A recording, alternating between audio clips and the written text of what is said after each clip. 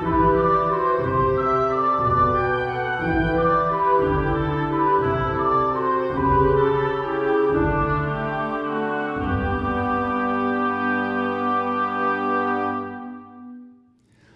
minha amiga, olá, meu amigo, como é que vocês estão? Sejam bem-vindos a mais um episódio onde estudamos o Evangelho segundo o Espiritismo e a gente chama de Evangelho no Lar, uma obra fundamental da doutrina espírita. Nós estamos estudando o capítulo 16º, Não se pode servir a Deus e a Manon, numa clara referência sobre a questão capitalista ou materialista, né? Que em excesso nos desvirtua, afinal de contas somos espíritos numa experiência da carne, caixão não tem gaveta, né? A gente não vai levar nada, então o que vale são as experiências que a gente tem. Obviamente, ter uma vida tranquila, confortável, né? Com possibilidades de acesso à saúde, a outras coisas, todo mundo quer e é bom para todo mundo, mas não precisa ser exagerado, né? Hoje nós vamos estudar a parábola do mal rico. Então vamos lá. Eu vou botar o Zezinho para ler um pedacinho aqui para a gente. Vamos lá. Havia um homem rico, que vestia púrpura e linho e se tratava magnificamente todos os dias.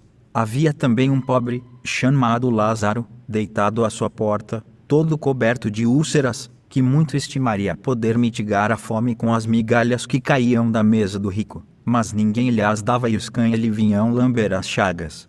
Ora, aconteceu que esse pobre morreu e foi levado pelos anjos para o seio de Abraão. O rico também morreu e teve por sepulcro o inferno. Quando se achava nos tormentos, levantou os olhos e viu de longe Abraão e Lázaro em seu seio, e, exclamando, disse estas palavras: Pai Abraão, tem piedade de mim e manda-me Lázaro, a fim de que molhe a ponta do dedo na água para me refrescar a língua, pois sofro horrível tormento nestas chamas. Mas Abraão lhe respondeu: Meu filho, lembra-te de que recebeste em vida teus bens e de que Lázaro só teve males, por isso, ele agora está na consolação e tu nos tormentos. Ademais, existe para sempre um grande abismo entre nós e vós, de sorte que os que queiram passar daqui para aí não o podem, como também ninguém pode passar do lugar onde estás para aqui. Disse o rico: Eu então te suplico, pai Abraão, que o mandes à casa de meu pai, onde tenho 5 irmãos, a dar-lhes testemunho destas coisas, a fim de que não venham também eles para este lugar de tormento. Abraão lhe retrucou: Eles têm Moisés e os profetas, que os escutem. Não, meu pai Abraão, disse o rico, se algum dos mortos for ter com eles, farão penitência. Respondeu-lhe Abraão: Se eles não ouvem a Moisés nem aos profetas, também não acreditarão, ainda mesmo que algum dos mortos ressuscite. Isso está em Lucas. Olha que interessante. Primeiro está falando, né? Está no Evangelho a comunicação com os mortos e as pessoas insistem em dizer assim que isso daí é danação eterna. Ora, o Jesus contava a parábola dizendo uma possibilidade de comunicação com os mortos, afinal de contas, né?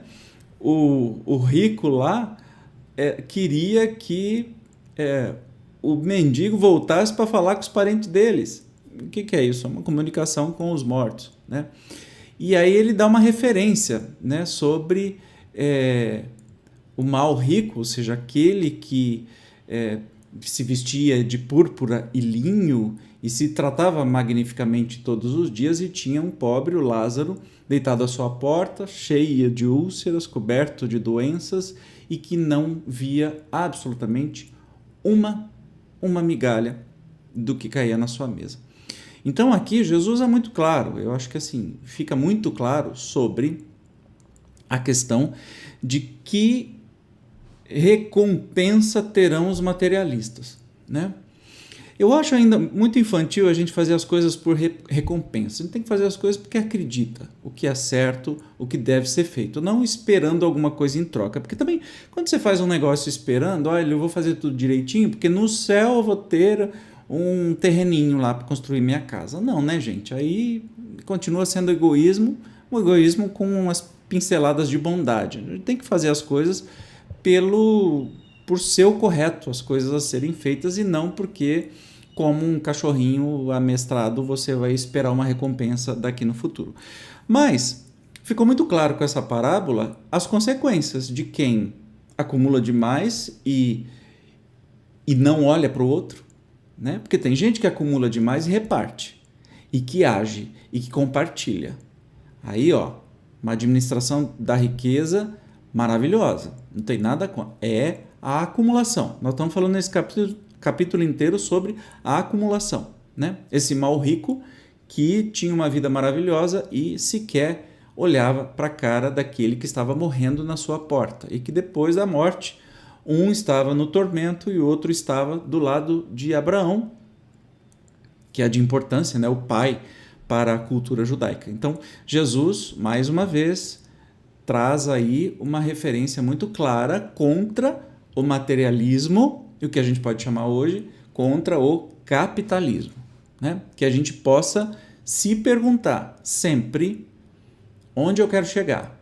Por que eu acordo, que eu durmo 4 horas por noite, eu trabalho, me mato até não querer mais, passo uma vida inteira sem sequer curtir o meu filho, a minha filha, ou o meu casamento, ou a minha família, e quando eu acho que eu vou descansar, eu estou tão doente que eu não consigo fazer mais nada, ou eu morro no meio do caminho. Para quê? Qual a utilidade? Essas parábolas, que são historinhas, têm só esse objetivo, de nos despertar, para dizer assim, não, então não é bem o que as pessoas, o que o mundo nos invoca todos os dias. Olha, trabalhe para vencer, trabalhe enquanto eles dormem, né? Se mate, seja um líder, seja vencedor. Vencedor do quê? De acumulação?